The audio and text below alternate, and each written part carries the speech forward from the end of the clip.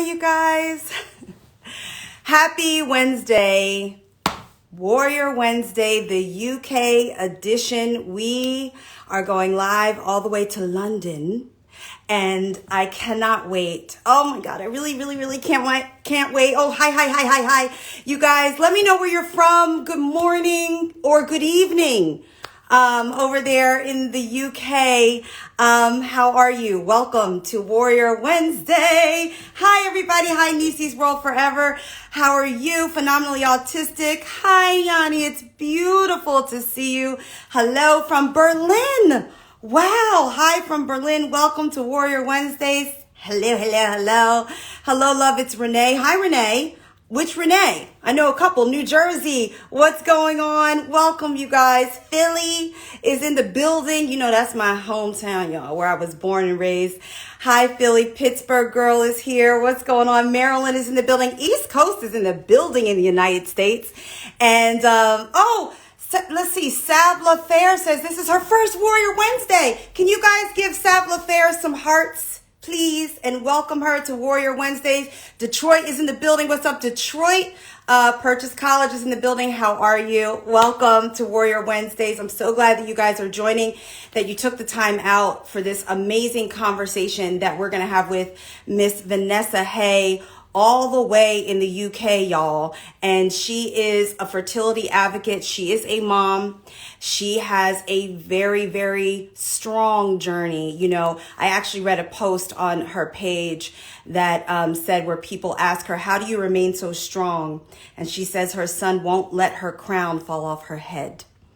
And she is here. She works with the Huffington Post sometimes to talk about fertility in the UK. And she is a woman of faith. Let me start by saying that. And yesterday, before this live, Mama Stu, how you doing? My mama is in the building, y'all. She's in Philly too. There's another Philly person in here. But my mom, Vanessa, sorry, I was thinking about my mama too. But Vanessa yesterday sent me a live of a praise and worship that was going on, I believe in Africa, in real time, for women that were praying for increase in their womb. And so I went to the live and saw all of these women sharing comments of grace, comments of power. Vanessa and I were praying for each other. It was holy, y'all. This is who we're going to talk to today. And her and I met through Warrior Wednesday. She reached out to me and we had a Zoom call back in December.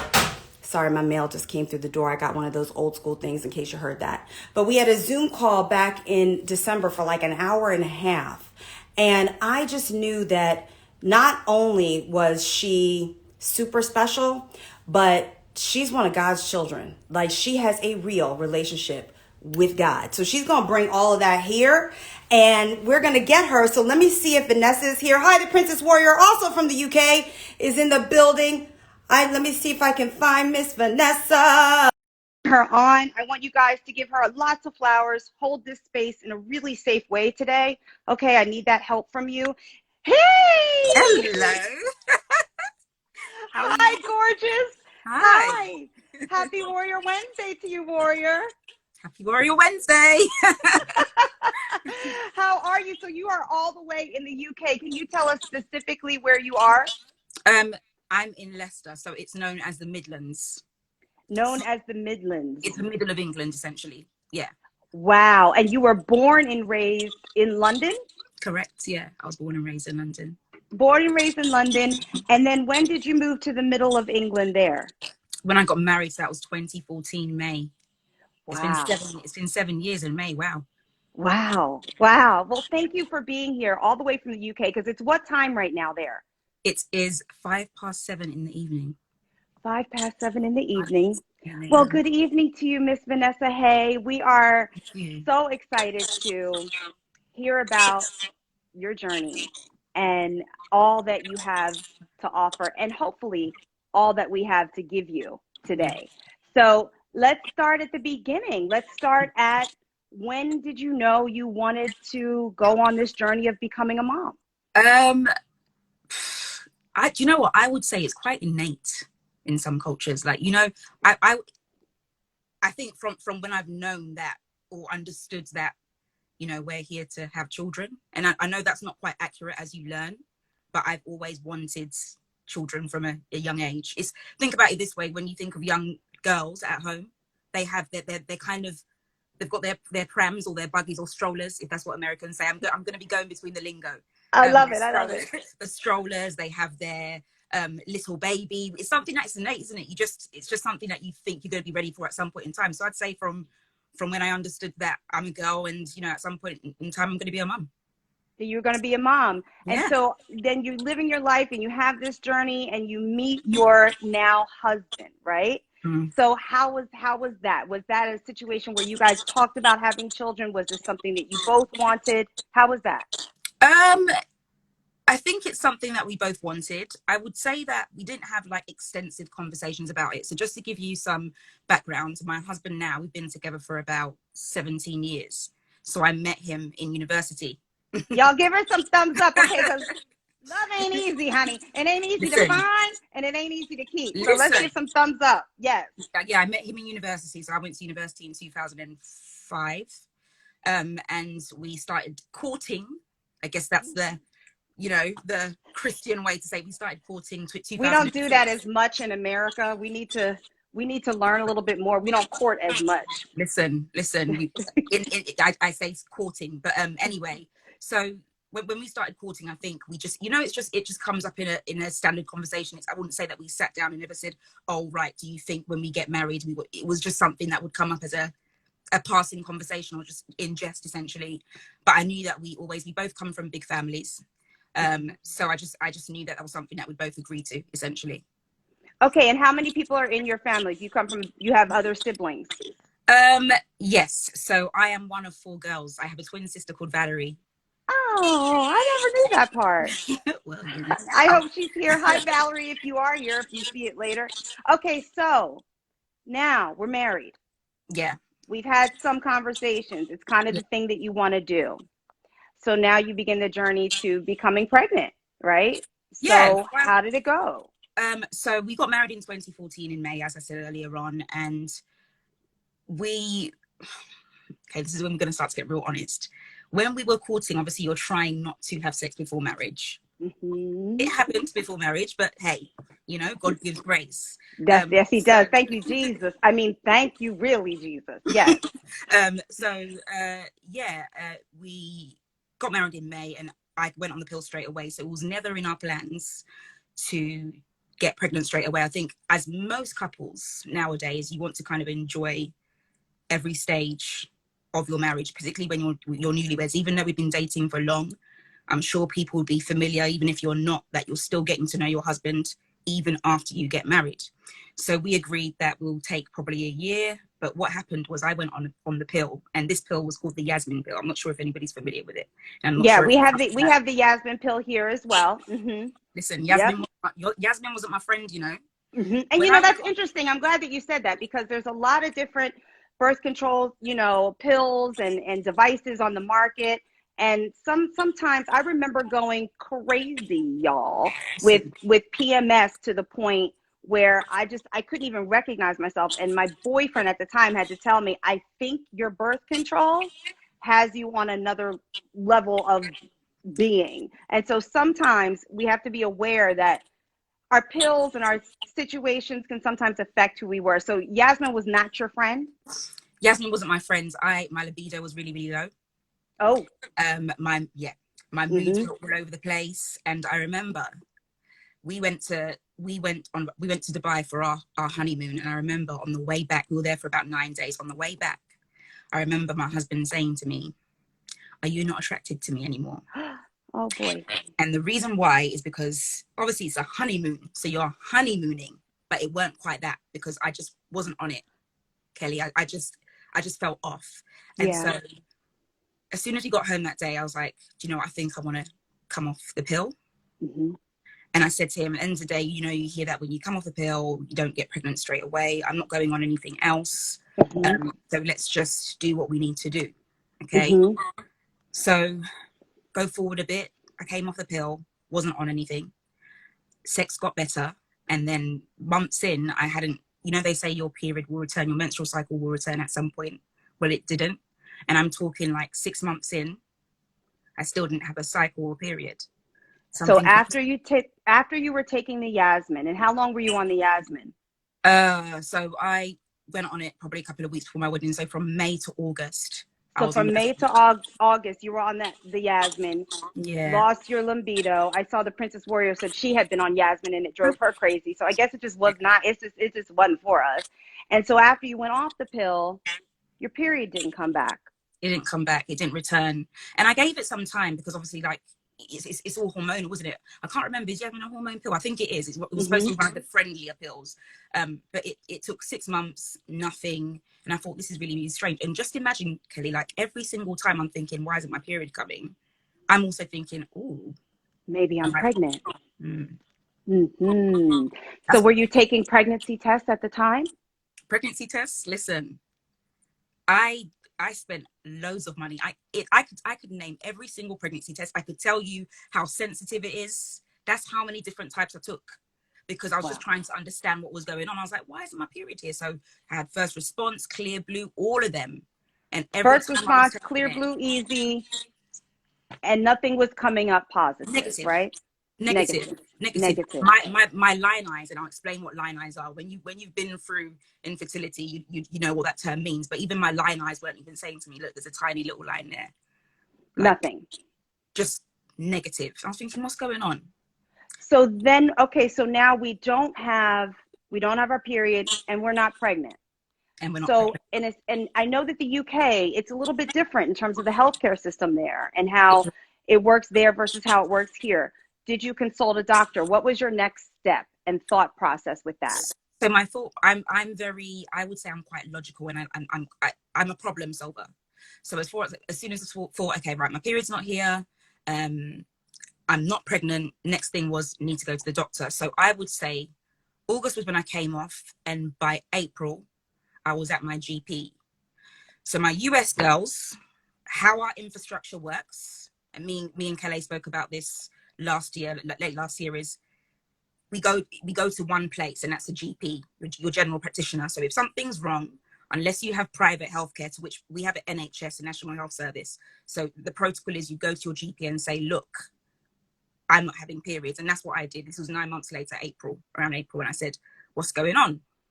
So what they normally do is, just to understand what the issue is, they normally just kind of ask like your background. And I remember my doctor said, what's your periods been like historically? And I remember saying to him, well, he said, when did you start your period? And I was like, I started when I was 12 years old. And he was like, have they always been consecutive, and have they always been, on cycle essentially? And I was like, no. When I started my period when I was 12, I think the next time I had one was probably when I was 15. Wow. Yeah. But this is where I'm going with this is, at this point in time, I'm not programmed to thinking that I want to get pregnant. So because my periods aren't coming, I'm thinking, great, even better. Who wants a period every month? I'm not thinking about, actually, Vanessa, you need to look into this. That's so important. I'm going to stop there for a couple reasons. Sure. Because I'm really glad that you went into starting to explain what the system is there in the UK. And for those that need a little bit of refresher, what Vanessa just told us is that you go to your GP, your general practitioner. So the same person that you go to when you have a cold, when you have a sinus infection, when you maybe have the flu, is the same person that you're going to talk about your vagina, your reproductive system. Yeah. So there's something that's not right there, y'all. I hope you guys can hear that.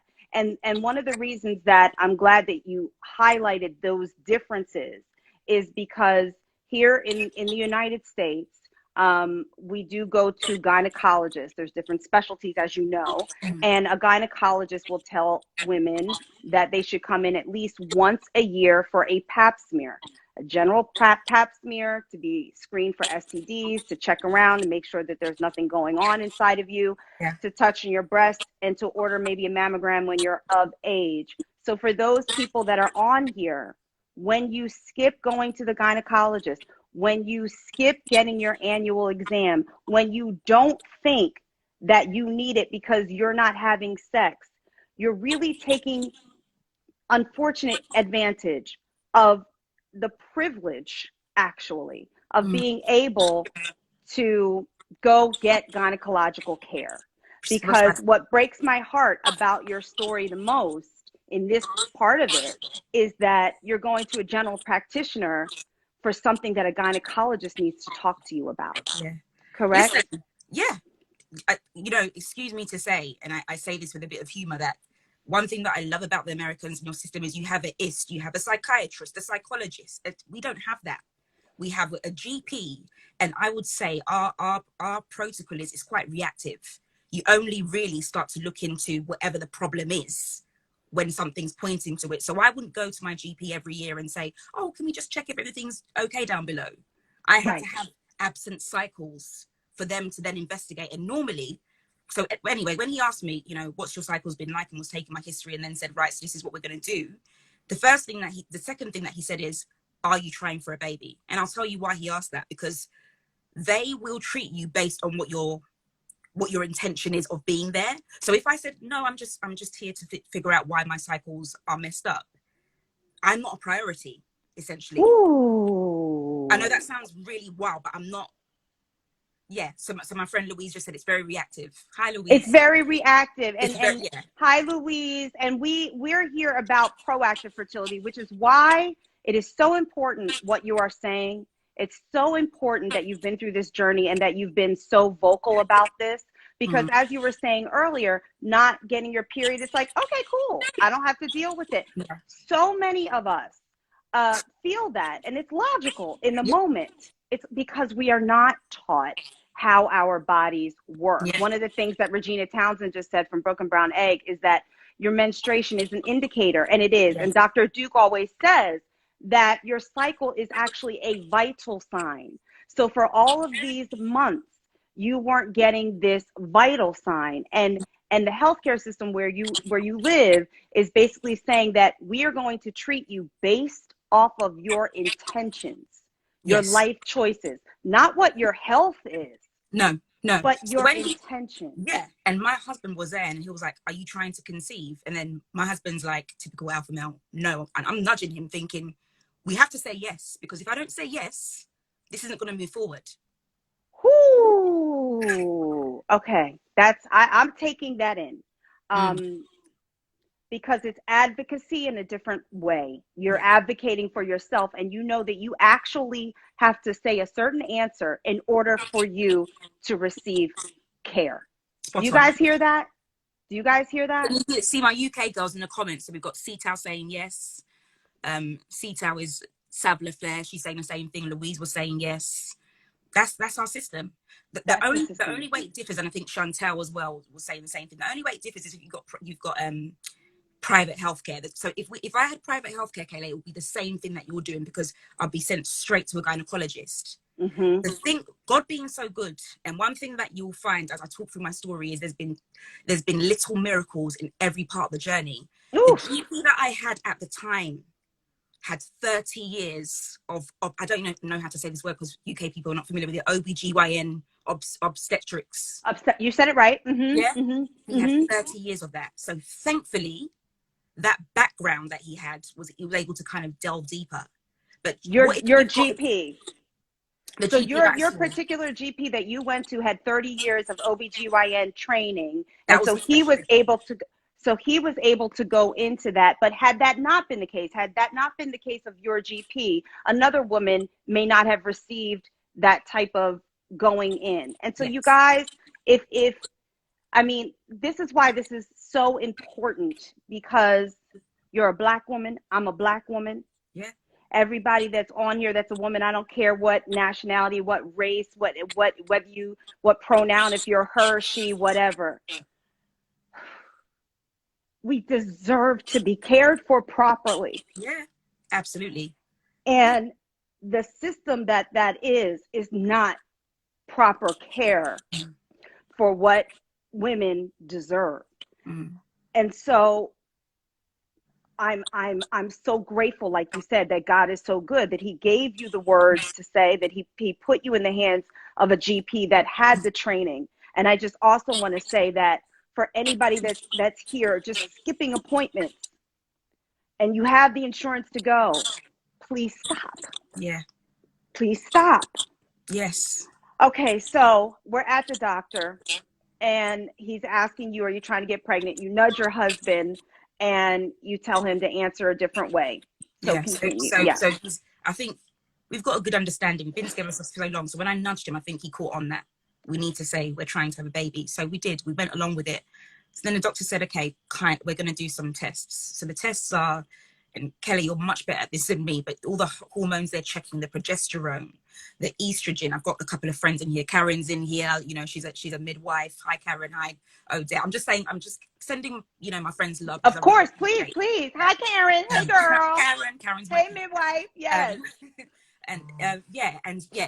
You've got all those hormones that they're checking. Sorry, I'm on my phone, so it's going to slip a couple of times. So you got all those hormones that they're checking, and everything came back. So I had my tests, came back within a week, and he said, you know, it doesn't look like you're in early menopause. This is working okay. The only thing that's a bit weird is your progesterone levels. Okay, so they were doing your AMH levels, probably your FSH levels, all of your hormone panel. For those that don't know, those will help you understand your ovarian reserve. So what he was saying is it doesn't look like you're in early menopause, but your progesterone is off. He said my progesterone is off. So let's imagine, I can't remember what the level needs to be, so feel free to correct me if I'm wrong, but let's imagine that the progesterone level that indicates that you're ovulating is 30. Mine was something like 0.3. It was like stupid. Like, or he basically said, you're not ovulating. That's why you're having periods. So he said, so we're going to correct this. He said, I can do this locally. In fact, he said to me, and again, little miracles.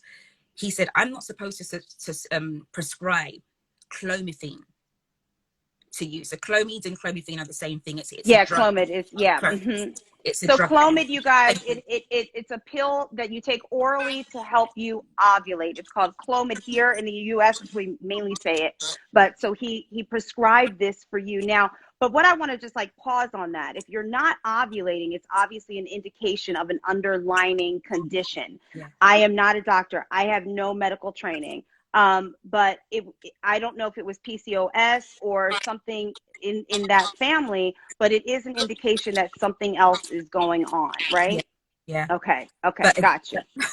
Yeah, exactly, Regina. The crazy maker will go on to that anyway. But yeah, just remember, this is what I'm saying, that the mindset of our doctors is we want a solution and she wants to get pregnant. So he's like, so she wants to get pregnant. She's not ovulating. Bam. So she wants to get pregnant. She's not ovulating. Not why is she not ovulating? Not why. You guys see the difference there? So I get it. We're going to try to get the solution so you can get pregnant, but we're actually not getting to the root cause as to why you're not ovulating in the first place. Yes. So these are different things. We have Global Fertility Connections on here. I'm not familiar, but hi and welcome, and saying that Clomid triggers ovulation but can have serious side effects. Indeed, yes. Indeed. Okay, so they prescribe you, your GP, who has some knowledge, prescribes you the medication. Yeah, so that was June 2015. I remember putting that in my journal. This is when I started journaling and writing. He put me on Clomid for 6 months, and what he was saying is every month they're going to check my progesterone to see if I ovulated, because that's what they're trying to get me to do. And I remember him saying before I left, like, I want you to bear this in mind, that because clomiphene makes you hyper-ovulate, you could end up getting pregnant and having twins. So I'm gassed. I'm like, oh my gosh, I could finally get pregnant and have 2. And boy, Clomid sent me off the edge, Kelly. Tell us. Hot flushes. Whew. To this day, I started taking a Clomid. I took it for 6 months. To this day, my eyesight is mashed up because of Clomid. It used to give me this kind of like strobe kind of light effect. I can't really explain it. It felt like I was like, I can't describe what it looks like, but in the dark, my eyes messed up a bit. Wow. And to this day, my eyes have never gone back. It really messed me up. But you know what? All my girls in here that really want a baby, because as soon as you kind of get that closeness of, we have to say we want a baby, so it's nearer. I had this desire. The desire kind of, it was stronger. So for me, it was like, it's doing all of this to my eyes, but I'm going to take it for what I need to take it for. That I can get pregnant any time from now. And I took it, and I never complained about it, but it sent me over the edge. I put on stupid weight. Mm-hmm. stupid way. And that's when I started getting the questions as well. The most painful thing about infertility is when you're trying, and because of what you're doing to try and get you pregnant, you're putting on weight, your moods are changing, and people are asking, oh, are you pregnant? Because your appearance is changing, but I'm being pumped with drugs to help me. Pumped with drugs Pumped to with help drugs. you.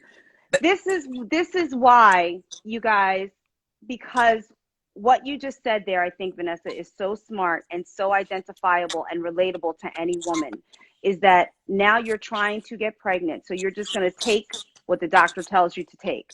And because we don't have these conversations like we're having right now, we all just do what we are prescribed, so to speak, to do. But yeah, you just saying that, and I see people that are amening it that also had bad experiences with it. You just saying that is going to make the next person after you pause and yeah, at least investigate. Is this the only option? Is this the best option? Because we have to have these conversations so that we can say it. Regina Townsend is saying this is why people need to learn the yep. good lesson on shut up and don't ask. Girl, that's another live, Regina. Listen, And listen, we're gonna get into it because I've even heard you talk about that on Huffington Post. So we're gonna get into that. But so now let's go. But you're right. This is why people don't need to ask what's going on with your body or with you, because just assume that it's none of your business, because it's not, and allow them the grace of just giving support and support only. But let's go back to what you're saying. So now vision is messed up. The weight is off. And yeah, you basically at this point you kind of know this is the Clomid doing this, right? But you absolutely. have a goal. I have a So you goal, but the goal was I wasn't getting to the goal because every month when I went there, they're like, "Oh, you've ovulated, but you're not. Your HCG is at the -2 level, so you're not pregnant." So obviously, that every time I'm going in there, they're not just checking my progesterone to see if that's increasing; they're checking to see if I'm pregnant as well. And I think there's only one time I knew I was far away from getting to that goal because there was only one time on Clomid that I ovulated, wow. once out of 6 times. Once out of 6 months, only once did you ovulate. Only Okay. once ovulated. Okay. So then what did the GP do at that point? So my last appointment, I remember him saying to me, "You're young, and I'm really shocked that this hasn't worked." He said, "I'm really sorry. There's nothing I can do for you anymore. I'm gonna." So this is the next protocol, guys that aren't familiar in those are not in the UK, because that didn't work. He said, "There's nothing I can do for you at the GP locally, so I'm going to refer you to the fertility clinic." So this is the next stage of the protocol. So he can't do anything at the GP. I'm referred to my local fertility clinic, and they said that's where you're going to have thorough investigations, and they're going to check what's going on and see if they can get you pregnant. Really, really sorry. And that was So he knows you're not ovulating. He gives you a medication to hopefully do it. 6 months later, you only ovulated once, and that's the first time you're sent to a fertility clinic. Do you guys hear that? Do you hear that? yeah, I just want to make sure that they hear that. And how old were you when this was happening? 20, 28, 29. So what we have to know, you guys, is that though our fertility declines with age drastically and that our eggs are always aging, someone in their 20s, someone in their 30s can have underlying conditions that they don't know about that impede their ability to get pregnant or carry a pregnancy to term. So what happens is that we often get dismissed Yeah, because of our age. We often, I remember asking my gynecologist here in the US when I was younger, what should I do? I might want to have a baby one day. Oh, you have time. And it's a dismissal. You don't know if I have time yeah, because I could be 25 years old and infertile. And so yeah. this is why we talk about proactive fertility health here and getting those AMH levels checked so that we have an understanding. And this is why we talk about bad periods are not normal. Missing periods is not normal. That if we don't know these things, then we are not empowered to find out what the root of the problem is. So now in the UK, we go through all of this before we actually get to a fertility specialist. So then what happens there? So I get to the fertility specialist around, I think it's September, and they just ask the same questions. And the thing about, I think, Princess Warrior, your other UK girl, and Yes, my UK girl. Yes. I think if you look through the comments, she said it takes ages to refer. Once you get to referral stage, you're kind of going through the same thing again. So long story short, Kelly, I had my first initial appointment, and they start taking tests. Now, something that we need to mention, very important, is we need to start getting to the point that we realize that the fertility issues can be coming from either side. So this is when my husband got involved, and you've put your hands up. So did you want to say anything about that? I absolutely do, because when a heterosexual couple is trying to conceive and is having an issue doing so, the reality is the latest statistics that I have heard is that 1/3 is male factor infertility. 1/3 is female factor infertility. 1/3 is a combination of both, y'all.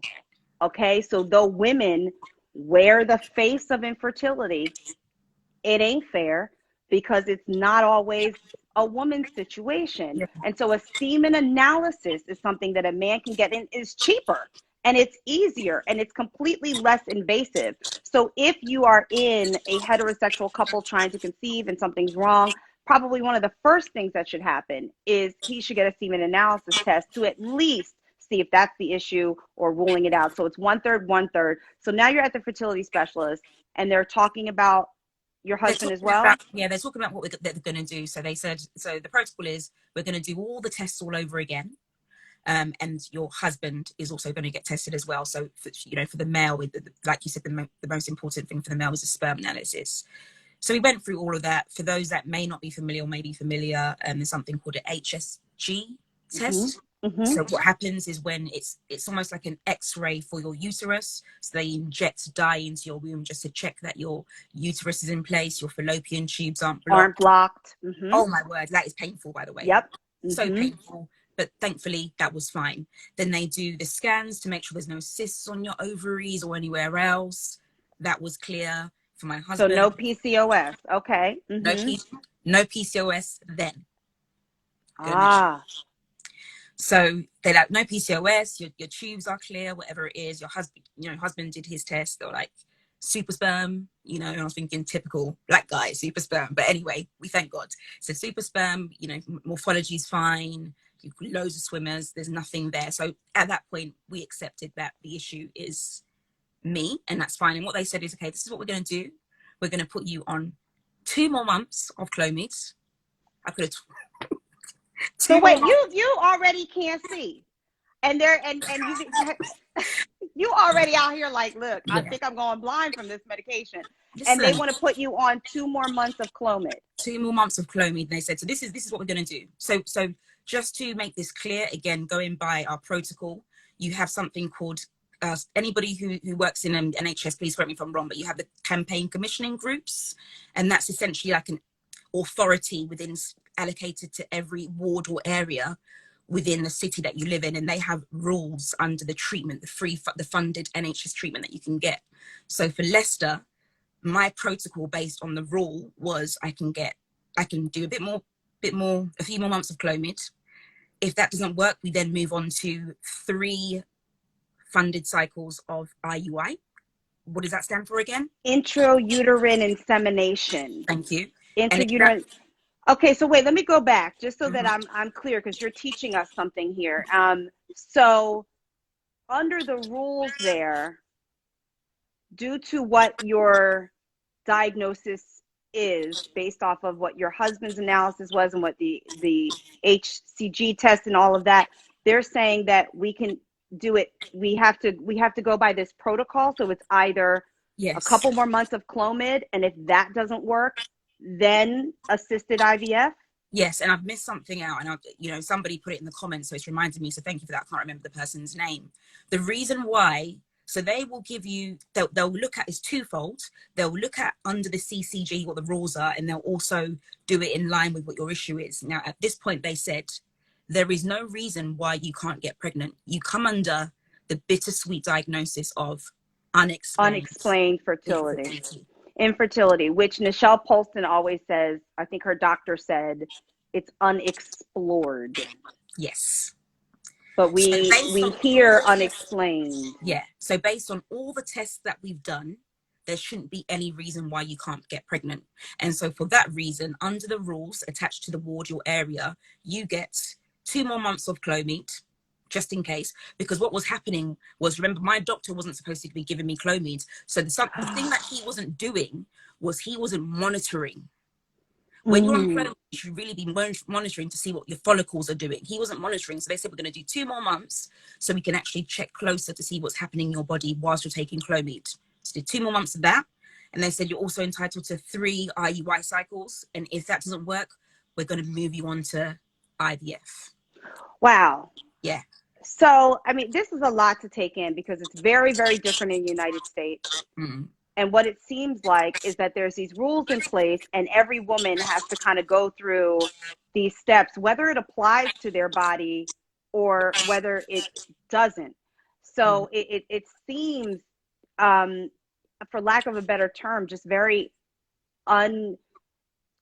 not personal and unfair. I mean, there's just no other way for me to feel about it at this moment. But this is why I'm so glad that you are saying this, because there are people on this live, and you know who you are, that are advocates, and including myself, and that have platforms and have a voice and have the ability to have these conversations at higher levels to see what change can happen, or what conversations need to happen for our sisters in the UK to get the specialized care that they deserve proactively.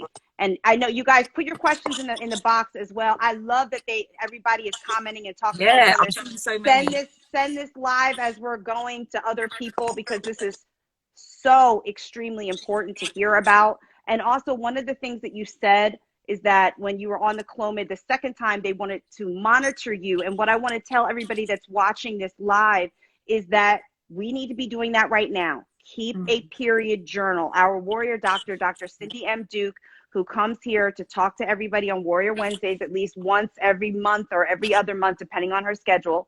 One of the things she suggested is keeping a diary of your cycle so that you can understand.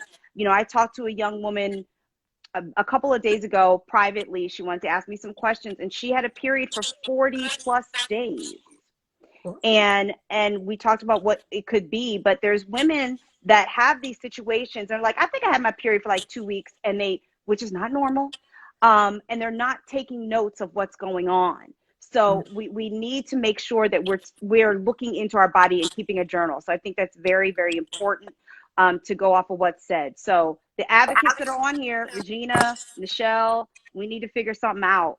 But yeah, we really, really do. So Vanessa, you are educating us in America. You and I had this talk before, but I had no idea. So now let's go to, you're on Clomid for 2 more months. And what happens? Didn't work. Doesn't work. Didn't work. They monitored closely, and I think they were saying that your follicles are doing something, but they're not releasing eggs anyway. That was that. We moved on. Okay. And then the next thing was an IUI. And I am one person that I always do research. So something that's a theme that's going to come through what I'm saying is you have to advocate for yourself. You have to do your research. So I checked what an IUI was, and it's almost, I'm going to say in layman's term, it's like the turkey baster method of intercourse. It's in terms of the outcomes, it's almost the same as a percentage of when you have sex naturally. You know, what they're doing is they're spinning the man's sperm and getting the best sample of it. They're putting it into what's a better word for it, Kelly? It's not a catheter-ish equipment. And so what they call, yes, they're spinning the man's sperm. So what they're doing, what we would call it here, is they're washing the sperm. So what that is, you guys, is that semen is their seminal fluid and their sperm mixed together when a man ejaculates. So let's say a woman wants to try to get pregnant by purchasing sperm. They will say to her, here at least, they'll say, do you want washed sperm or not washed sperm? So washed sperm, you guys, it means that they're separating the semen, the seminal fluid, from the actual swimmers themselves, which is more expensive because they're getting the best things to go get it. So in an IUI, Yes, what it is there's a device, and even here in the United States, again, I don't know how it works in the UK, but some women can actually do it at home. You can Mm-hmm. do it in the doctor's office, or you can do it at home. They'll send you home with the frozen sperm in this device, and then they have you put it in the thing, and then at a certain time, you put your legs up, you do the thing, and you try to insert the sperm up there. But it also is done in the doctor's office with assistance. And did you freeze? I think you look like you've frozen. Oh, I hear you. I can hear you, but you've frozen as well. So just get Can you guys hear us? Give us some thumbs up. There you are. Okay, cool. Okay, got it. And some women can do it at home or assisted with a doctor and IUI. It's cheaper than IVF. It's without all of those injections and all of that kind of thing. So you were entitled to 3 tries of IUI. So it's assisted reproduction in that way. So how did that go for you? Well, I did the first one, and it was a negative cycle. What was a negative results? And I remember going to my nurse and saying to her, I don't want to do any more of this. I said, I've had 8 cycles of Clomid. I'm going crazy. I've just had a cycle that's not worked. I can't do this anymore. I want to go straight to IVF. And I remember the nurse saying to me, Vanessa, if you go straight to IVF, and remember, you've only got 1 fresh cycle. You've only got 1 fresh cycle that's free for IVF. So if that doesn't work, you can't go back to then take your 2 IUIs that are left. As soon as you move forward from those 2 IUIs that you've got remaining and go to IVF, if that doesn't work, that's it. You've used up. You've used that up. Yeah. Very streamlined. There's no such thing as, let's quickly test out the IVF. But for me, I was like, I just put my cards on deck, and I was thinking, okay, so 8 Clomids, haven't worked. IUIs, yes, it's something, but it's more or less the same as, natural conception in terms of the outcomes. It was a no-brainer to me, and I thought, you know what, I can't take anymore. I'm just going to go straight to IVF. And I remember, I feel like she kind of said it to make me think, and I said, that's fine. Yeah, we're going straight to IVF. You better stand in your conviction and your truth. Listen, I think you better stand in your conviction and your truth, because the thing is, with anything that deals with infertility and having an issue, we have to take care of our mental health, whether we're going to a therapist or being guided in some sort of way in situations like this, because sometimes we can't hear ourselves, tell ourselves what's best for us. And so I'm glad that you were able to get opposition to what you said, and that you knew what your truth was. So this process in the UK is completely different than the US, but the commonality is advocating for yourself. The commonality in Warrior Wednesdays is knowing who's in charge, which is the Most High, and being able to hear his voice and stand in your conviction and your truth. So you decided to go to IVF. Yeah, it was my birthday. I think it was I was 29, I was turning 29. And I remember I said, the best gift I can give myself is to advocate, to do the best that I can. I said, I'm going for IVF. And I remember her going as far. She knew, she could see that I think Regina said, she said what she said. It was definitely, I said what I said moment. But I remember her saying to me, think about it and call me back, because you don't realize as soon as you walk away from IUI, you're not going back. I called her back. I said, okay, yeah, I'm going to get off the phone. 10 minutes later, I was like, yes, me again. I'm going for IVF. You better, listen, did y'all hear that? You said, wait a minute, I lost my ear pod and everything.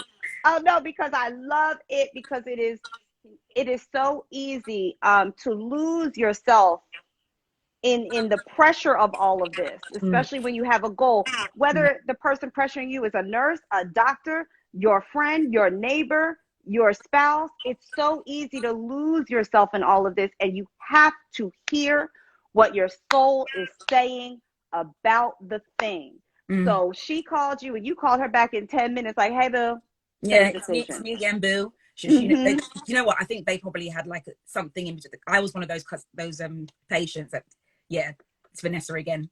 I was always calling. So I Mm-hmm. think she could hear from my voice. And I was like, yeah, we're going for IVF. So she was like, you sure? And I was like, positive. I'm ready for this. I'm ready for this. I'm Amen. saying bye to IUI. God's got me. It's fine. And yeah, I started the IVF train journey on what day? So this is August. I started in September. Wow. I started in September. And you know Right how in. I'm getting ahead of myself, but you know how you talk about like your symbol, and this is a point when I thought, okay, God, Mm-hmm. listen, Kelly, like Come on, I remember, Vanessa. Come on, I sis. remember walking into the hospital, and I remember seeing like all these ladies, you know, like when you're in the waiting room, you look at all these ladies and you think, I wonder what she's here for. I wonder. Anyway, that's just me, but that's me and my nosy self. There was a shop I went to go and get, I can't remember what I went to go. I think I went to go and get a drink. And I remember seeing some socks, baby socks. There were two. I got a blue one. I can't find the blue one for some reason, but I picked up the pink and the blue, and I said, this is going to be my go-to. I feel like I remember God saying to me, you need to pick something up. You need to pick something up that is going to be your symbol of faith, that I'm working through this. Don't miss me in the midst of this journey. And this is what I picked up. Don't miss me Don't miss in the me. midst of this journey. Did y'all Listen. hear that? Don't listen, because what we're holding up, hold it up, Vanessa. So you have your socks and I have my crystal egg. Yeah. I froze my egg. For those that are new to Warrior Wednesdays, welcome. I froze 29 of my eggs and I have this as my symbol, and you got the socks. And we always say here on Warrior Wednesdays, and Vanessa has been here many times, and I never even knew that, but what we say here is to find something tangible that you can hold on to remind you that God is in this with you. You are not in control. He is in control. And sometimes we need to visibly see the thing that we are going towards. And it's interesting that you said that you have pink socks and blue and you can't find the blue, but we all know, well, I know that God did put a baby boy in your arms. So those socks, honey, they are owned. Well, I went ahead of myself and I bought, I think I'll show it later on, but I've got two other items that I bought. And I'm doing this because Vanessa came ready to let us have it, y'all. I know there's people in here that need to know this. They need to step into their faith. I got a pink baby grow that says, when God made me, he said ta-da. And then I got a blue version as well. So I thought, okay, I've lost the blue socks. That's fine. But I'm going to pick up two more items. And this is what I'm holding on to. So that's when the journey started. Wow. And yes, wow. IVF started September 2016, I believe. So this is just over a year on from when I started taking Clomid. So a year on from taking Clomid, we got our socks, we got our faith, we have our advocacy. Yeah. And now we're starting IVF. So how was that cycle of IVF? Amen. Sorry to see someone saying twins are coming. Yes, they are. Honey, because Vanessa and I were praying each other's womb, and you prayed a double thing. You said coming double. Yeah. And I give that right on back to you. Coming double. Double for your trouble, boo. Amen. All the way. Amen. So yes. So our IVF. IVF starts in September. I am okay with needles. So protocols are different. So I'm going to be very careful how I explain the process. It really depends on what your diagnosis is. But obviously I'm unexplained. So what they said is you're going to do the normal protocol. Kelly, interject if there's anything that I say that's not quite correct. But I remember when I walked in to the clinic and I'd seen the same nurse and I was like, right, I'm here. So she just said, right, so this is what happened. There's so many paperwork. There's paperwork galore, and it's down to consent. So you're signing things that are saying, you know, if you were to break up your partner, where would those embryos go? Are you giving consent for us to do this? You don't realize there's just so many things. If you don't use up all your embryos from your cycle, do you want to destroy them? Do you want another thing altogether? Do you want to destroy them? Do you all of that? So I'm signing donated research. Yep. We move on from that, and then I think the next week we start doing injection lessons. And I remember she gave me this instrument that I think you can put the syringe in and you can inject it in yourself. And I said, I don't need that. I'm going to do it myself. And I'm okay with needles, but Mm-hmm. my protocol was basically down regulation. And down regulation is, in other words, when you're trying to shut your body down from doing anything naturally. So we all have, well, in my case, it wasn't that, but we have cycles that are occurring whilst we're doing treatment. And just so that your body, your natural hormones aren't interrupting the process, I was injecting for about two weeks to down regulate. And then following that was awful. This is the first time I understood why my menopausal mother can be annoying when I was down regulating. Right, It was because your awful. hormones are completely changing in this month. Yeah, Listen, I thought clothes was bad until I started down regulating. Anyway, so that's that. 2 weeks later, I got a period. And when you get a period after down regulating, it means that your body has responded well. So you can move on to the next phase of the IVF process. Okay. But that is stims. So it's when you're stimulating your ovaries again to start making follicles, and those follicles are what contain the eggs that your body hopefully collect. Something that I made sure I did, and something that I learned, is the media plays out IVF in a way like it's a done deal, like it's gonna work. And it could go wrong at so many stages. It could be that you don't down regulate well. It could be that your stims doesn't work out well and they have to cancel the cycle. It could mean that you're not getting follicles. I realized that. So I'm praying. I've got these, my God is good, because where my son is sleeping now was my prayer room. That prayer room, this is where I had my socks, and I was praying every morning saying, please God, this needs to work. So every stage, every day I'm praying. So I wake up at 5 o'clock, 6 o'clock, because you have to do it. The best time to do it is at the same time every day. That was 6 o'clock. So I'm taking my injections. Anyway, that worked out well. So the stimulation phase, and this is the time that literally you're at the doctor's or the clinic more than you're at your own house. Every day, child, getting blood tests, getting all of those things, because they're regulating how they're growing, how those follicles that have the egg cells, how they're actually growing, and making everything is timed. They are mimicking nature to the best of their ability at this point, you know, but nothing is guaranteed. IVF, IUI, freezing eggs, it's all potential. Nothing is guaranteed. So we really are going off of our faith, our inner voice, our will, God's will, and all of those things. But, you know, I always tell people, when my mom joked with my doctor that if they were doing these procedures in her day, that my behind would probably still be frozen. One of the things that it really made me feel, though, is that it made me feel very grateful for the amount of assisted reproduction options that we have today. My mother did not have IVF. My mother did not have, the women of our parents and beyond did not have all of these options, and they didn't have Warrior Wednesdays to talk about it. So I feel blessed for that. So you are praying in the room, you're taking the shots for all the stimulation. And by the way, for those that don't know, freezing eggs, what Vanessa is talking about right now is basically what I did. That's the first step of IVF, before, when they're retrieving those eggs, before they make the embryos or implant them, whether it's frozen or fresh. So we got your eggs and we've made embryos. So then what happens? So everything worked out well. I remember, I will never forget my date when I froze my eggs, because it's the same day that Trump got elected. He's out the same day that Trump got elected. I was thinking, I hope it's just not a bad day. And I remember, anyway, I had the election. I would say that's probably, that for me, I'm talking for myself, it was the most painful part of the IVF process. It was just awful.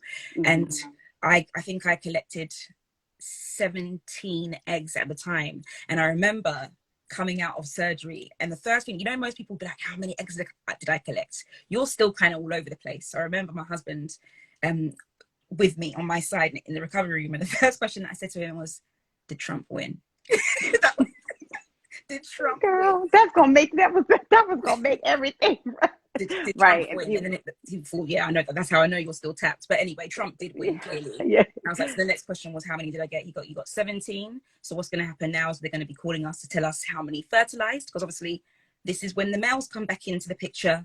They collect their sperm and put them together with the eggs that are collected to make them into embryos. So thankfully for us, we, I think we had 17 collected, 10 were mature.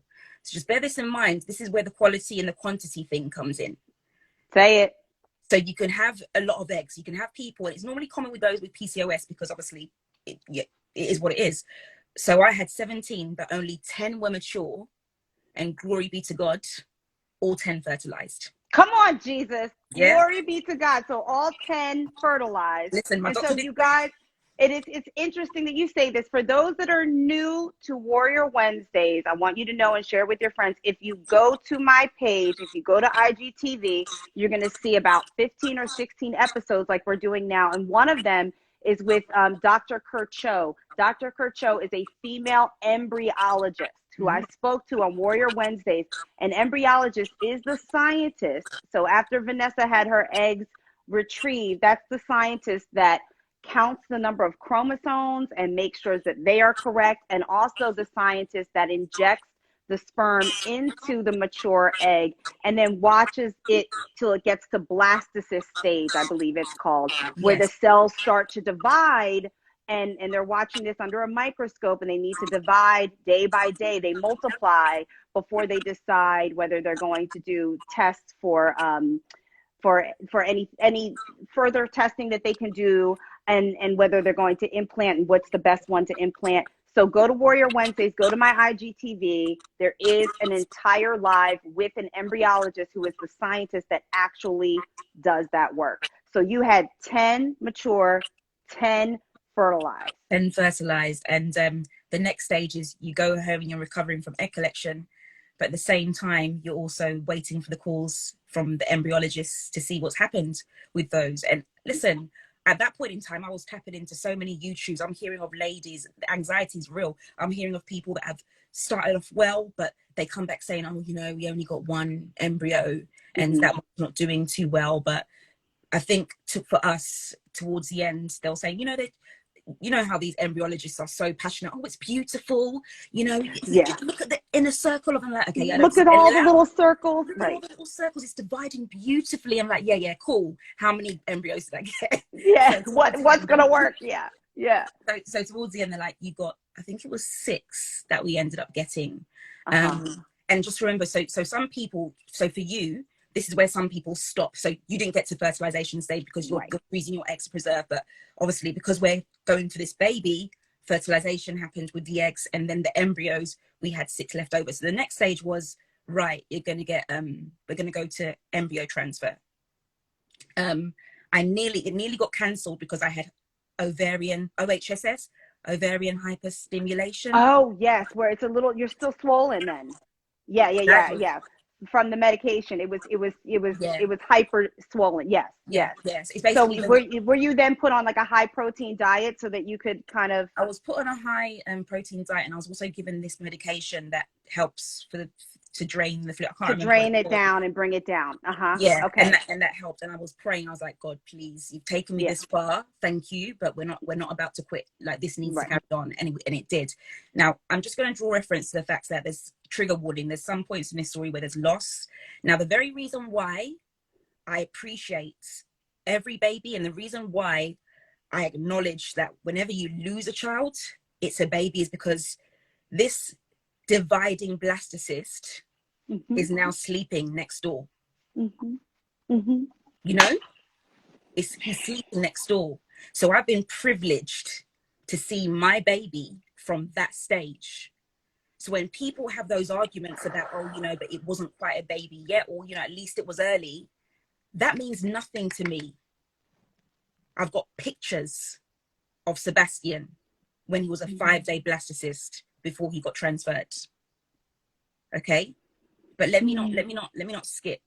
No, you're not skipping. It's just important for me to. I just feel very strongly to say that. It's important for you to say, and I actually saw you say that on one of your interviews, I think for Huffington Post, about when people say, well, at least it was early when you lost a baby or lost an embryo. At least you can try again.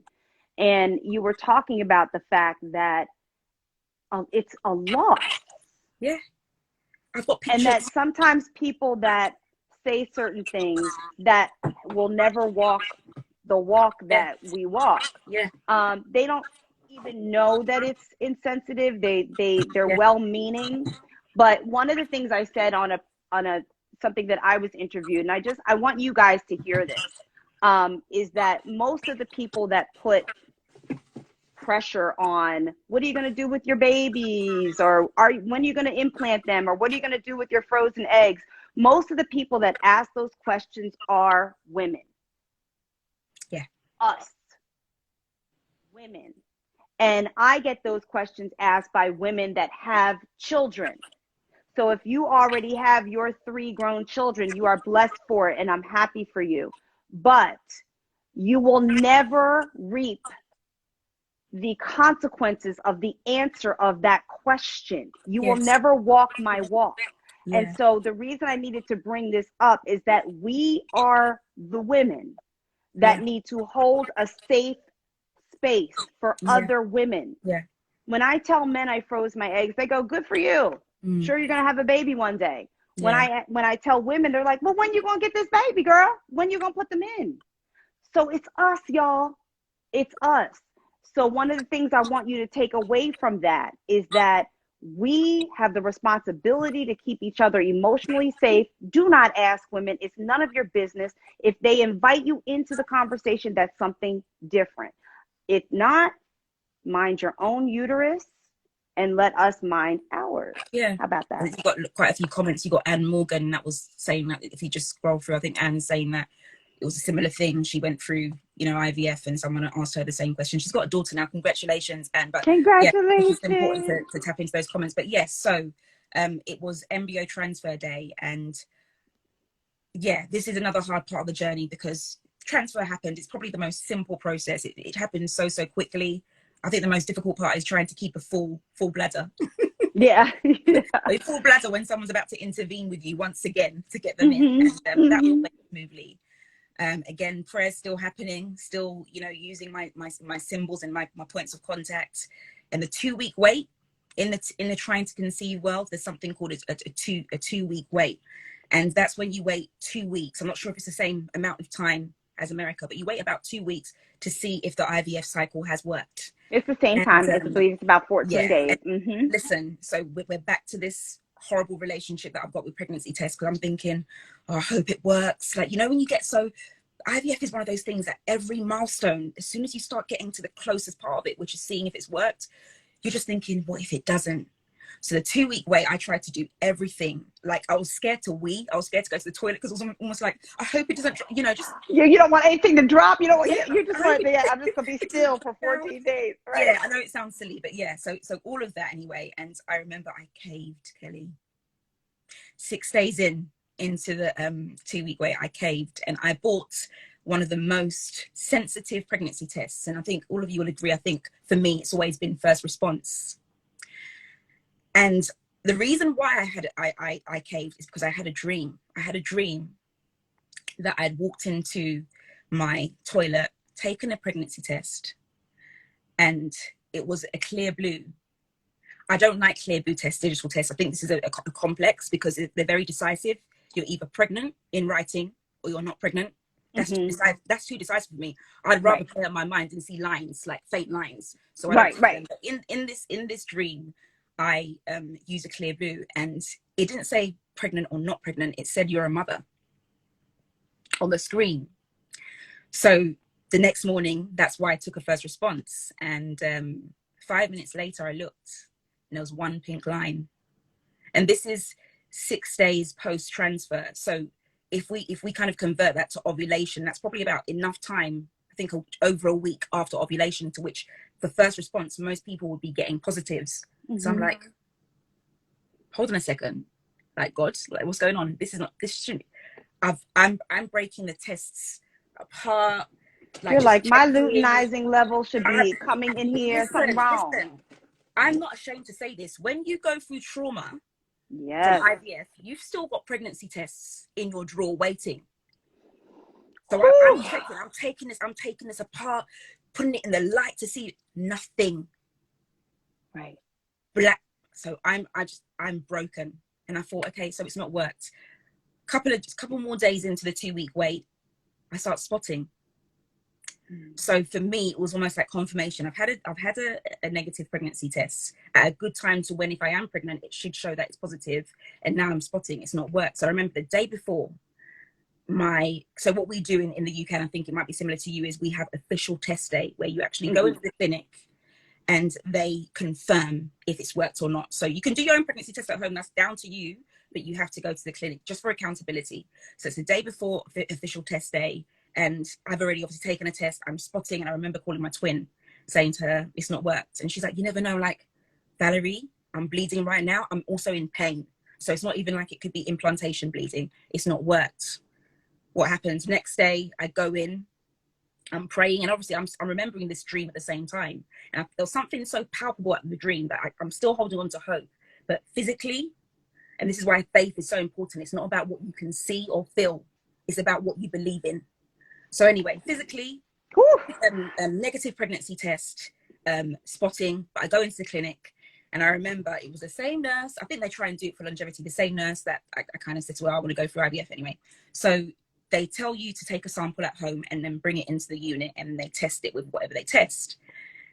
And I remember I was sitting in the corridor waiting, and the nurse is walking towards me with her head down like that. And I can see this is when my eyesight was better than it is now. I can see at the back, like all the rest of the nurses that were my really good friends, looking a bit sad. And before she even said it to me, when we walked, she goes, Vanessa, come in, we're going to give you your results. And she was like, I'm so sorry. It hasn't worked. And I remember my husband just kind of clutching onto my hand whilst I tried to figure out what that meant. It's almost like as soon as she said it, everything else around me was just, I couldn't hear anything. I mean, just disbelief. So going back to NHS protocols, if your urine test is negative, they don't bother doing a blood test. Because if a urine test is negative, what's the point of, it's all money, isn't it? There's no point of doing a blood test. And for some reason, Kelly, I was like, you know what? Everything right now is pointing to no, but there's a God that I serve that can still suddenly change something in the midnight hour. The Bible says immediately. I remember saying to the nurse, I know your protocol isn't that when the urine test is negative that you go for a blood test, but I'm not asking you, I'm telling you to do a blood test for me. You know me, typical. I told you I'm an advocate for myself. I said, I'm telling you to do a blood test for me. And she said, Vanessa, we don't do that. Look, your urine test is negative. And I said, I know it is, but I just want to be sure. I just want to make sure. I just want to have that clarity and that closure. That's the word that I'm looking for. I said, do that blood test for me. I'm still bleeding, by the way, and it's getting heavier. So anyway, they're like, we're going to do it for you. So I walk out and I say, the only people that knew at the time that I was going through IVF was my family. So I'm texting them saying it didn't work for what it was. So as it was hitting home, I go home and I'm sleeping for about 4 hours. And I get a call from the nurse's assistant. And she's like, Vanessa, how are you? I'm thinking, well, obviously, you know how I am. I'm not really happy, but yeah, okay. She said, are you bleeding? And I was like, yeah, I'm bleeding much heavier now. And she goes, the only reason why we're asking is because your blood test came up positive. And I was like, sorry. And she goes, yeah, your blood test came up positive. We're really sorry, but you are pregnant. You know, when you just have that, I can't describe the feeling because this is what was happening. There were 3 emotions. One was me dealing with the fact that they told me that I wasn't pregnant. The other was now being told that I am pregnant after pushing for it and listening to God and what he had to say. And the third was that them saying, you are pregnant, but the reason why you probably didn't catch it in the urine test is because we think you're miscarrying. And that's why we asked you if you're bleeding. So all in that call, there's 3 things that are going through my mind. Actually, I am pregnant, even though I was told I was not. It's positive, but now you're miscarrying. And immediately, I remember thinking, God, you're good. Now I know what that dream was about. Now I know what that dream was about. But I just kind of thought to myself, I've been through all of this. So firstly, I can't get pregnant. That's one thing to deal with. But now I can't carry babies. So now I can't keep a baby. Double whammy. That was what was going on through my mind. So what they said is, so this is what's going to happen. You're pregnant, but because we think you're miscarrying, we're going to do your HCG. We're going to do blood tests. And if your blood tests are going down, it means that you are miscarrying. We're going to be doing that every week. If it's going up, then great. You know, we've got a sticky, in embryologist terms, we've got a sticky baby. And so that's what happened. They were doing blood tests each week, and I'm just praying back to the prayer room with my socks and my Bible and my journal, speaking the word over my life. And so I think each pregnancy test, it was getting lower. And I remember I had another dream, and it was my baby. And I just feel like I remember God saying, you need to let go and you need to trust me. And as soon as I surrendered to that, because I heard it so palpably, the last test that I had, they were like, yes, you've miscarried. And that was that. Okay. First things first, I'm sorry for your loss. Thank you. Thank you. I appreciate that. Second thing, everybody that's on here better put a whole lot of flowers in the comment section. The third thing, that's one of the most powerful things that I have ever heard in my entire life. Entire life. God is so kind, because had you not had that dream and God had not said to you, you're a mother, you would not have spiritually met the baby that he wanted you to know for sure. Yeah. You were a mother to before that baby went back to him. Yeah. And when you check it, Kelly, it's in hindsight, there's something very, very symbolic about the words. It didn't say you're pregnant. It It said you're a mother. You're a mother. Because if that and you acted like a mother in that doctor's office. Yes, you were advocating for your health, but you were a mother. And you said, I know you don't do the blood test after the urine test comes back negative, but I'm not asking you, I am telling you to do it, which is the spirit of a mother taking care of their child, whether that child is leaving them, whether that child's adopted, whether that child is in a hospital bed, whether that child is in their body or out of their body. And that is why in my economy, I'm like, God was clear. You're a mother. Know this so that you can meet your child and know it for certain. I put that baby in there. Yeah. Before that baby went back to him. It is so powerful that you heard it, that you listened to it. But y'all, what's most powerful is you believed it. Yeah. And you believed it. Exactly. And that's why to this day, if people say, was your first cycle successful? I think people measure success based on if that was a live birth. Right. I didn't have that baby. That baby's not in my arms, but it was a successful cycle. You know, when I spoke about that's your child. That's right. Regina says yes. And as a mother, you told them to acknowledge your child. Yeah, yeah, yeah, yeah. Y'all ain't gonna take me today. Vanessa Haye, all the way from the UK. I applaud you. Warrior is too weak a word. Thank you.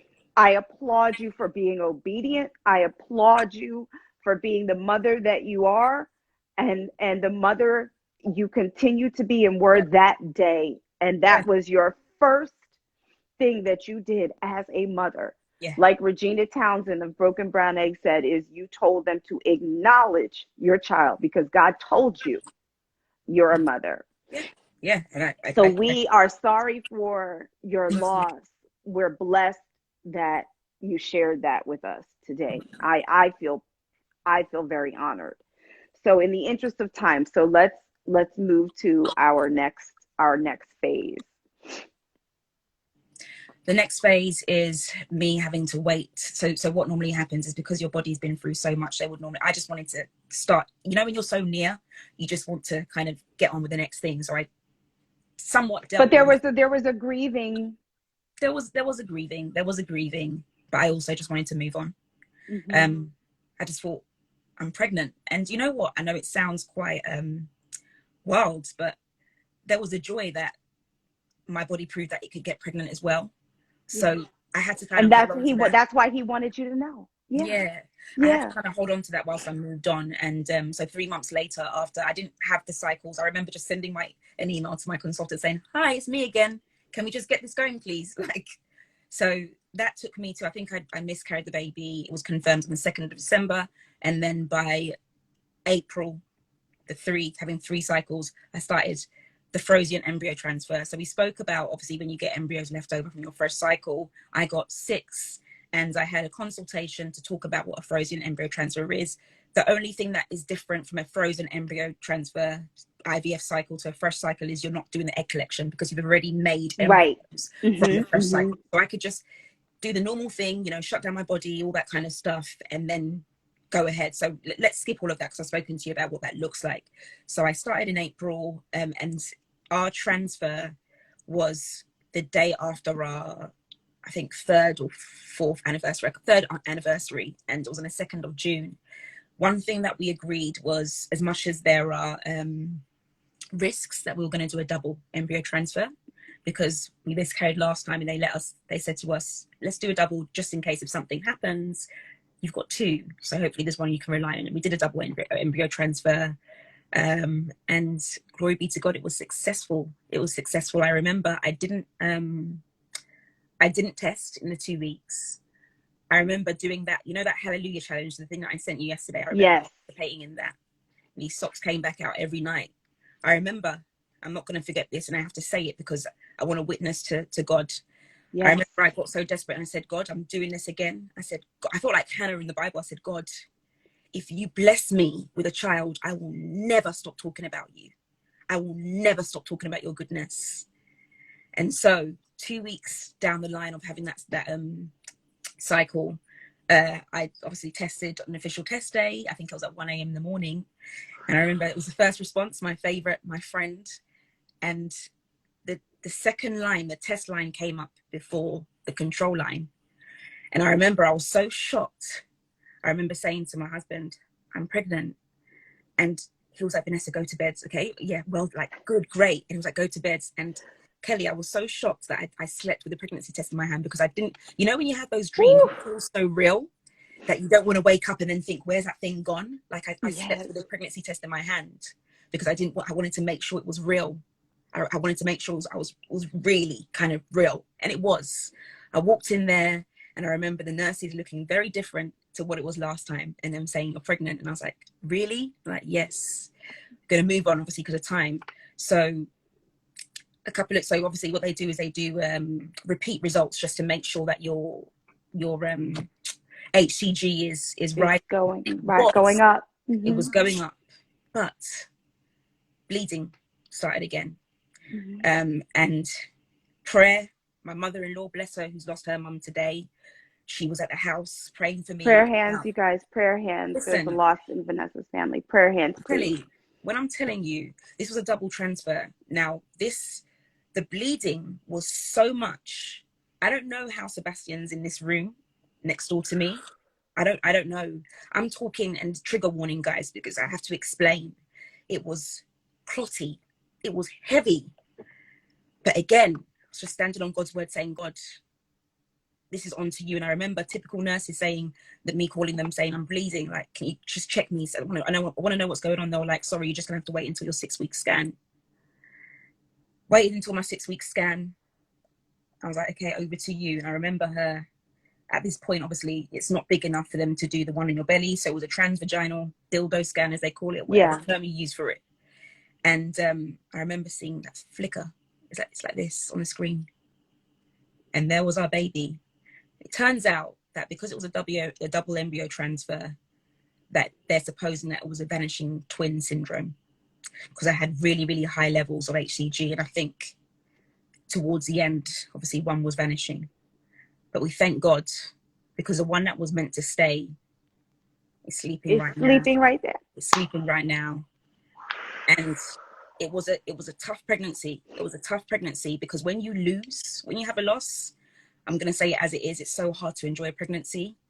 Every day was prayer. Every day was like, keep me in your prayer. Every day was just spending time in God's word, journaling, and it got me through. Glory be to God. On the 24th of February 2018, I had Sebastian Haye. You know, I know that everybody that's on here can understand why I feel breathless by your testimony. Again, I'm sorry for your loss. So grateful that Sebastian held his little hands on and came to you.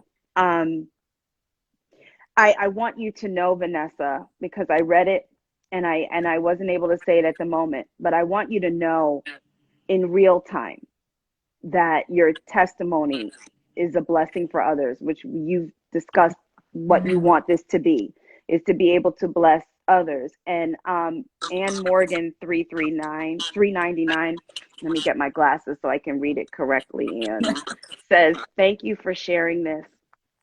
My first cycle, I started bleeding on day 5 and second cycle on day 9. I never did a blood test.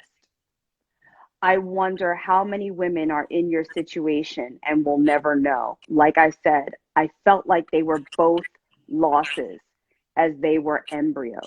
yeah. So Under UK law, when I remember, I just need to put this out there so people can really feel what I'm saying. At the point of transfer, under law, you are considered pregnant. Take that in. I was able to at take the point of transfer, you are considered a pregnant lady. In the UK? Yes. Wow. You are considered pregnant. Yeah. That's interesting. Now, I don't believe it's that way in the United States. The United States fertility clinics, fertility, the practice of reproductive assistance, assisted reproduction, is the only medical practice that has to report its success rate to the CDC. Okay. I don't know if you guys know that, but any fertility clinic has the only in America that has to report its success rate. So because it in some cases is elective, in some cases it's the only way. But also what's good for the patient is that we can ask certain clinics, what's your success rate? Yeah. So that before we go through this process, we have an understanding. But a lot of these things are experimental for many, many, many years before they are, FDA approved in this country. And still to this day, it's the only medical practice that has to report whether or not there was a live birth. So it's interesting to me that once implantation occurs, you're considered a pregnant woman, whether that embryo actually attached to the endometrium lining or not. We don't know that for 14 days. So that's interesting. But you have your story of what you went through physically, what you went through emotionally, and who you are spiritually, and the ear that you have to your father is unbelievably powerful and a gift to me and a gift to everybody hearing this. It is a testimony of obedience and believing and knowing what you know. Knowing what you know. And so we have our angel babies, right? Yeah. And then we have Sebastian in the other room. So let's just talk really briefly, if we can, about being a mother now that you have Sebastian, and the joy of all of that, because that's why we went through all of this. It is amazing, and something that I learned, I'd say I learned the hard way, is the trauma of infertility doesn't leave you once you have that baby. I think Regina spoke on that when she did her WW. She spoke about the trauma. It's even, I can't remember who it was, but somebody spoke about the trauma not leaving until you have that baby. So I enjoyed it. But I think because it's something that you've worked so hard for and you've prayed so hard for, there's this fierce level of protection that you have for your child. But I guess I moved beyond that, and I made sure I enjoyed every part of it. And I guess at some point in the new stage of motherhood, you know, things just became nice again. I have to say this and speak the truth. Sex became enjoyable again. At a certain point in your marriage and in your relationship, whatever format it is in, that it gets so mechanical when you're trying that you don't enjoy it. That became better again. So we were just doing life as normal. But it's really great that you talked about the fact that the trauma of IVF didn't leave right away. I hope that you guys hear that, because sometimes we're immediately supposed to be happy, as if the entire other years of your journey no longer exist because we have the baby. And it's a wonderful thing that we have the baby. But what we need to do is we need to honor every part of these journeys that we feel. We can't just skip over, because it is a traumatic experience to not ovulate, and to be on Clomid and have these side effects, and to go through IUI that doesn't work, and go through IVF and loss. It's you can't just go, oh well, now I have my present, now I have my baby. So I'm so glad that you mentioned that, so that we know that we can honor that, and women don't have to feel that they're abnormal, or you know, they should be happier that they are. No, you should be exactly where you are, and I believe that the Spirit will catch you up to where you need to be. Listen, and don't let toxic positivity tell you that, listen, you've got your baby now so you can forget everything. Don't let that happen. You said this some time back, it was another Worry Wednesday, you don't ramp with your mental health. And it's the same thing for me. Therapy taught me that joy and pain can coexist, and you need to sit in that feeling. If you're fearful, but then you're also happy that this rainbow baby or baby is here, let that be. Don't let anybody say to you, but you've got your baby now, so let's move on. That is toxic. Amen. And at some point in time, that didn't do anything for me. So I want to say this now to anybody who needs to hear that. And I believe there's many people that need to hear that. Joy and pain can coexist. And that is actually the most healthy you could be. That's what my therapist would say, is that when they coexist together, and when you allow yourself to feel all of those things, that is the most healthy that you can be. When you skip over something, suppress something, act like something isn't there, that is when you are not in your truth. So to be able to be sad and joyful at the same time is really the gift of mental health that you need to give yourself. And it is the reality of your life. And so you were those things. I was.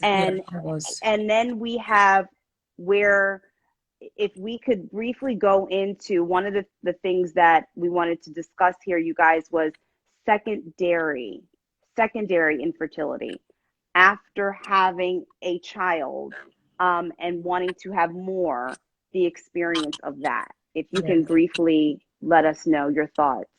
I guess I employ the words because it's the word that we have to use. But I think the reason why certain things in the infertility spectrum are such a taboo is the language isn't quite right.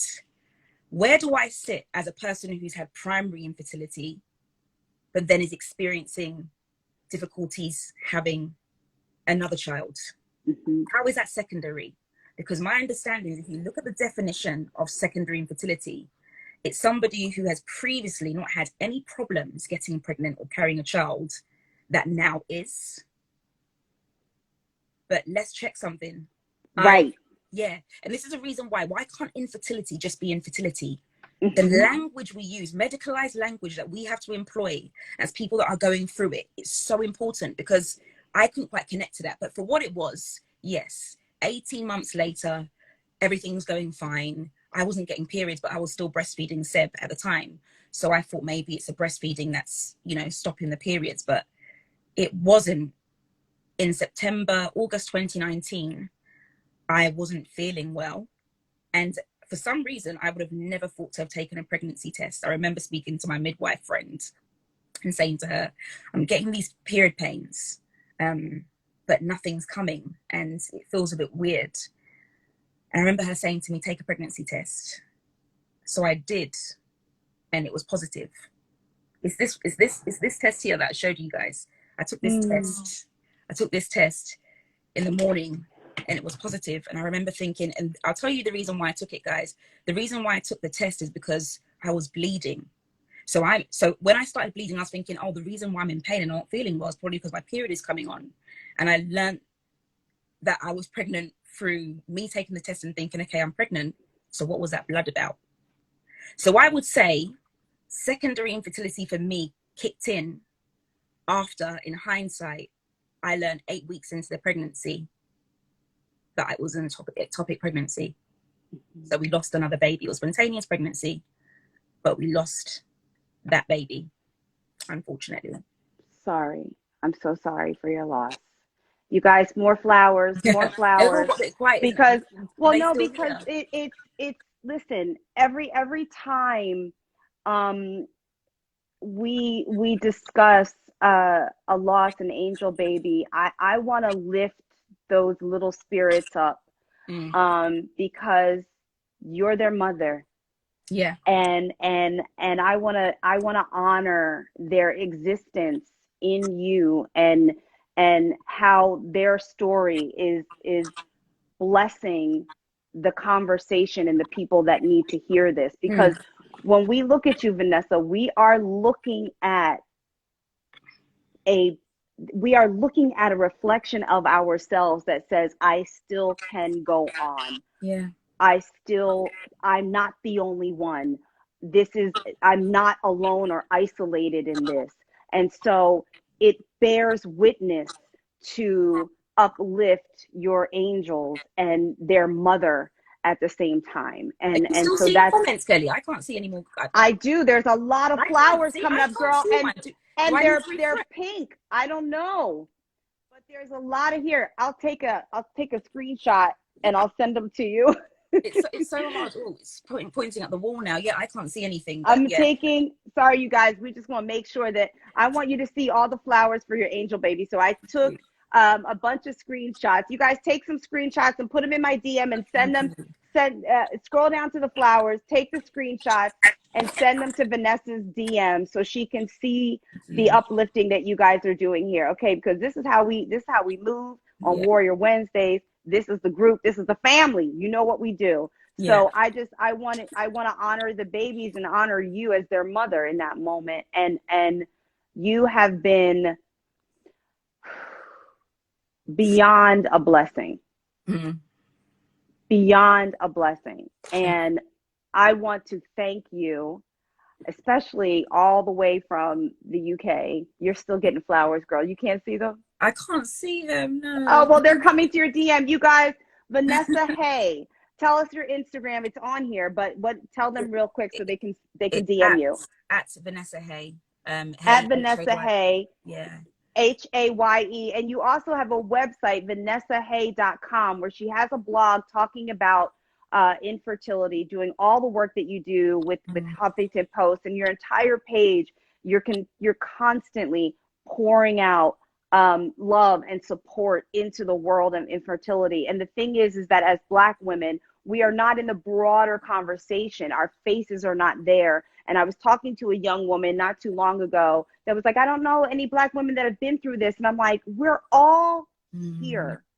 And we are talking about it, but we have to share our stories across every platform that we can. And you guys send this live to as many people as you can, whether you think they need it or not. Just tell them to show up, because Vanessa, from across the oceans, as I wrote in my post, ain't no mountain high enough and ain't no river wide enough to keep warrior sisters away from each other. Mm.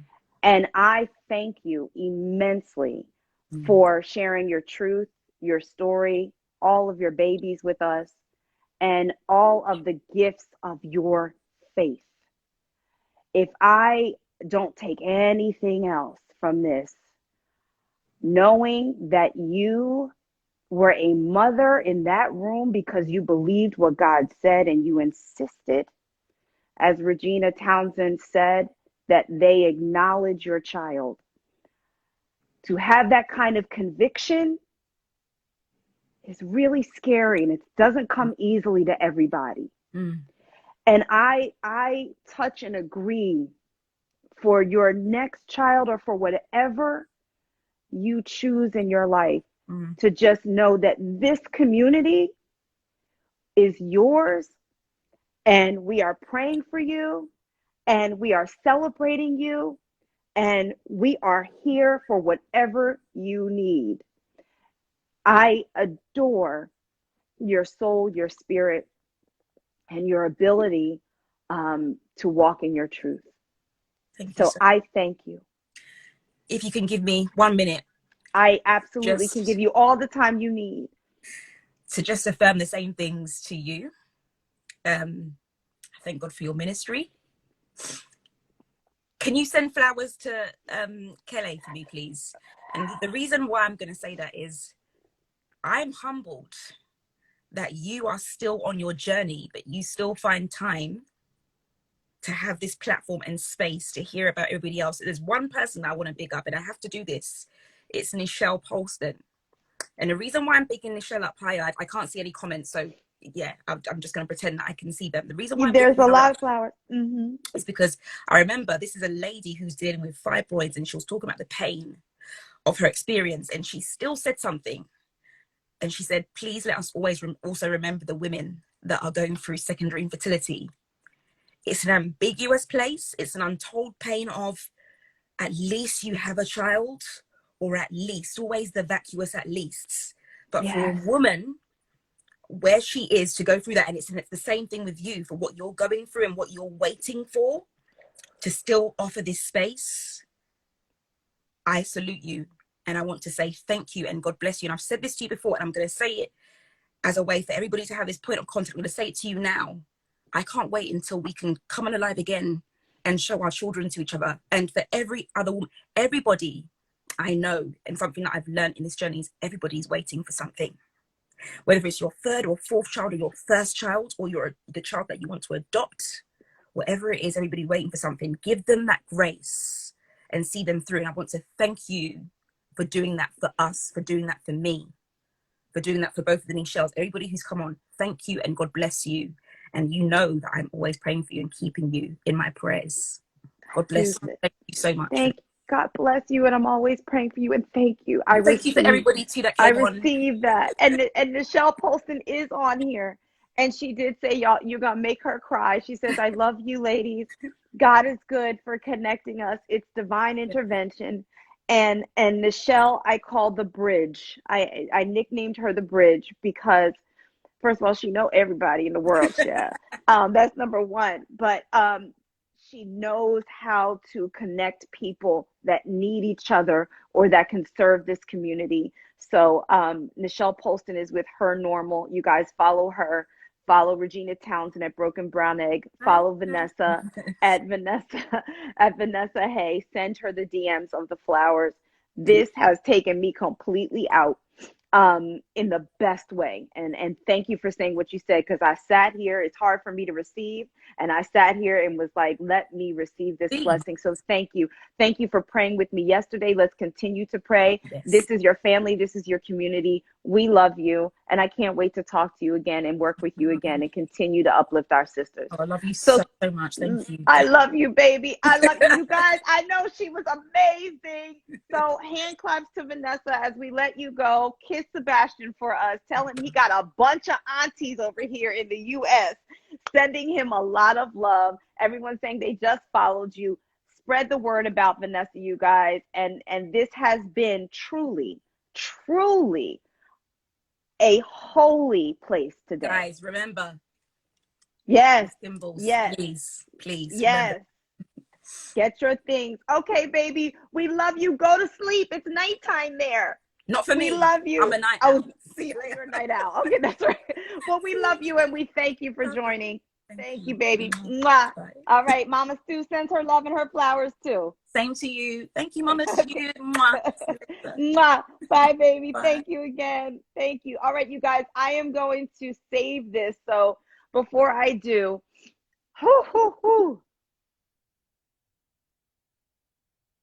I'm speechless. All I can say is that God was in this place today, and we are better for it. And take it with you, carry it through your day, send it to someone that might need it, um, and know that you are not alone. I hope that Vanessa's testimony has blessed you the way you can see that it has clearly blessed me. And this is a woman who knows what she knows and knows the God that speaks to her, and continues on, and has become an advocate in this space because she's needed. She's needed. So, Vanessa, we thank you again. I thank everybody for coming on today, and continue to love each other on the journey. And I will see you next week. So, next week we have Dr. Lori Johnson, who is an infertility mental health therapist, y'all. She is a therapist. She is licensed. She is with the Assisted Reproductive Task Force for mental health. She has had losses herself. So she speaks from a place of knowing, but she's going to talk to us about mental health and the emotion that we feel, and what Vanessa was just talking about, feeling that pain and that joy at the same time, or the trauma of IVF. We're going to talk about it here on Warrior Wednesdays next Wednesday. Nichelle Polston, my bridge, put me on to Dr. Lori Johnson. So I will see you guys then. Vanessa, we love you, girl. I'm about to save this. Kiss Sebastian, and girl, kiss yourself, because you just blessed a whole lot of people. I love y'all.